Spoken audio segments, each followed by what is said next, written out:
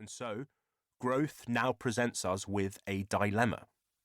On the one hand, it is associated with many of our greatest triumphs and achievements. But on the other, it is also related to many of the greatest problems that we confront today. The promise of growth pulls us, at times desperately and violently, towards pursuing ever more of it. But its price pushes us away from that chase with a powerful force as well. It is as if we cannot go on, and yet we must.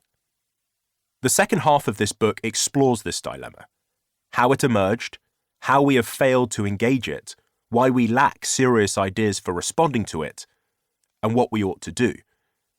In recent years, I've come to believe that confronting the growth dilemma is one of the most important tasks that now faces humankind. Our failure to do so until now means that we are on a dangerous path. Taking the challenge seriously is not only a chance to change that direction of travel for the better, but, as we shall see, an opportunity for moral revitalization, to create a renewed sense of collective purpose in society in pursuit of what really matters, not simply a more prosperous economy, but the many other ends that people care about, from a fairer society to a healthier planet. Taken together, then, this book tells the full story of growth. Its mysterious past, its troubling present, and its uncertain future, which now falls to us to shape. In part, this is a book of ideas about how some of the greatest minds have tried, and often failed, to understand this important phenomenon. How our leaders accidentally put its pursuit at the centre of our political lives only a few decades ago, and how economic growth quickly became one of our most treasured and dangerous ideas. What follows will carry us well beyond the boundaries of any particular discipline, raising exciting and unsettling questions. Why human existence was so miserable for so long, whether living standards can improve forever, what exactly we ought to value in society, and if we ought to care for trillions of people who are yet to be born. But this is also a practical book, a guide to how we should address the growth dilemma in the real world. Although the story I tell roams from the remote past to the distant future, its lessons matter most for thinking about how to act in the present moment.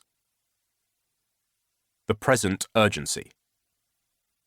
It is hard to think of a time when the pursuit of more growth has seemed more vital. As the 20th century came to an end, leaders were confident that they knew what they were doing, that steadily increasing prosperity was a sensible and achievable shared goal. In the United States, economists spoke of the Great Moderation.